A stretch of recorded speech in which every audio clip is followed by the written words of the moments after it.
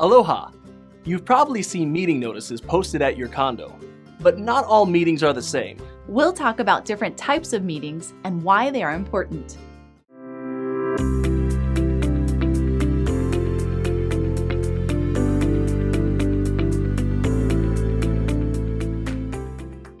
There are 3 types of condo meetings: association, board, and special association meetings. First, there are association meetings. These must be held at least once a year, so they're commonly known as annual meetings and are open to all members of the association. Owners may attend, but not tenants or guests. Notice of the meetings must be hand-delivered, sent by U.S. mail, or emailed if the owner prefers, at least 14 days before the meeting. The notice must state the date, time, and place of the meeting and agenda items. Barring a natural disaster, the meeting must be held in Hawaii. Association meetings must be conducted in accordance with the most recent edition of Robert's Rules of Order newly revised. Unless the declaration or bylaws preclude it, the meetings may be conducted by any means that allows participation by all unit owners in any discussion or deliberation, including video or teleconference.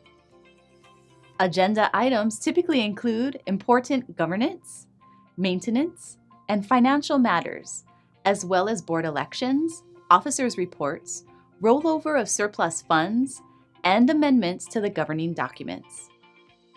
There must be a quorum or a minimum number of owners at the meeting, either in person or by proxy, for the association to take any action. The bylaws determine the number of owners required to constitute a quorum.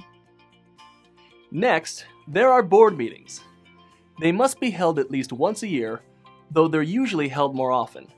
Notice of the meetings must be posted in prominent locations within the condo at least 72 hours before the meeting and include the agenda items.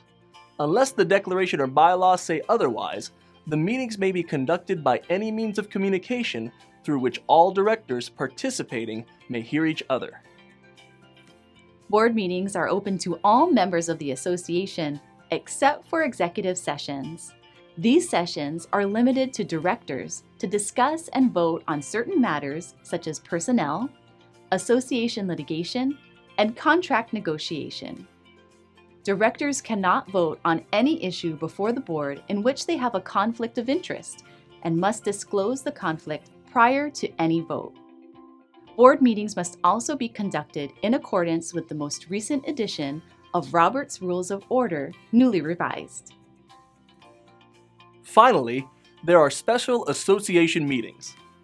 These may be called by the board president, a majority of the board, or a petition to the secretary or managing agent signed by at least 25% of the unit owners.